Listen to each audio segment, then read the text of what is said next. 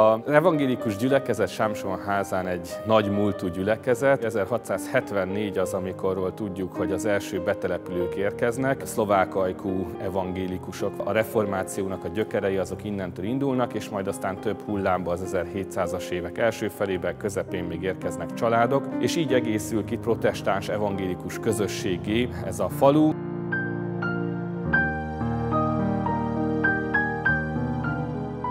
A Nógrád megyei evangélikusságot is tekintve tulajdonképpen az egyik, ha nem a legrégebbi gyülekezet. A gyülekezet felkérte Kossuth Lajost, hogy legyen a gyülekezetünknek fő felügyelője, aki ezt örömmel el is vállalta, de mivel ez idő alatt ő éppen száműzetésben élt, így a saját kezileg írott levelében válaszolt a gyülekezetnek, amiben azt ígéri, hogy ha egyszer hazatérhet, akkor nem csak így távolról tudja vállalni, hanem valóban fizikailag is be fogja tölteni majd ezt a posztot, tisztséget.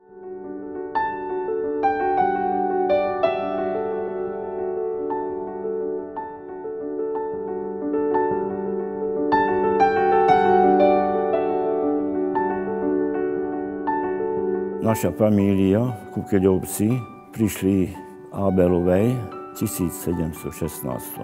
Od 5. roka som s mojou mamičkou a s oteckom chodil sem do tohto chrámu. Veľmi sa teším, že 75 rokov som teraz splnil, augusta 3. A som ešte tu mohol byť. Som bol dozorca v 1976. Vtedy ma dedina za dozorcu vyvolila.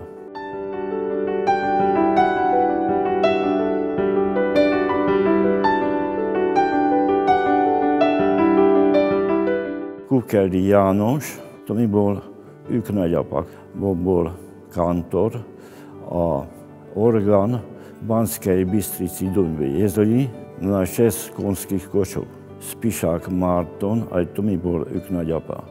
A Spišák Márton, keď skaly dovážali sem do základy kostola, jednu veľkú skalu on sám vzal z koču a vtedy sa mu pretrhla žila v hlave. Pozdejšie zomreli. Tu boli akurátny presbyter. Moji starci to boli presbyteri. Môj celý život je Pána Krista nasledovať. Aj moje deti, mám 2 synov, Jurko aj Kristián, veriaci sa obidvaja. Ja milujem Pána Boha. Aj moja celá čeľaď.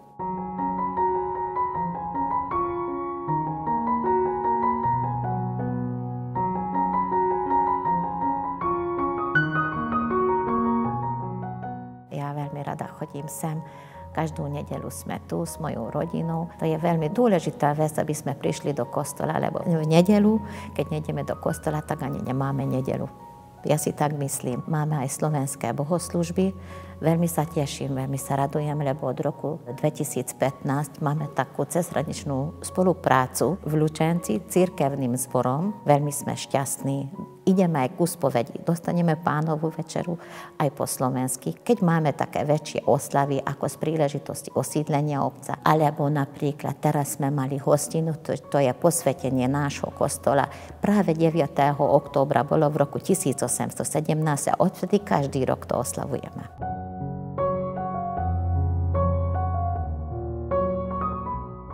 V kostole máme Hrad pepevný Pán Boh náš nadpis. To sme dosiahli a veľmi som šťastná na 150. výročie osvetenia nášho kostola. Každú nedeľu to vidíme a prečítame si. Máme spevníky slovenské, z ktorých spievame. Vyrhili sme na to peniaze. Podarilo sa, že zo Slovenska sme kúpili 25 kusov slovenských spevníkov. Ja sa pamätám, keď som bola malá, tak každá druhá nedeľa bola po slovensky a druhá nedeľa po maďarsky. Tak pomaďarčovalo sa to všetko. Ako som hovorila, podarilo sa trochu obživiť tú slovenskosť aj v cirkvi.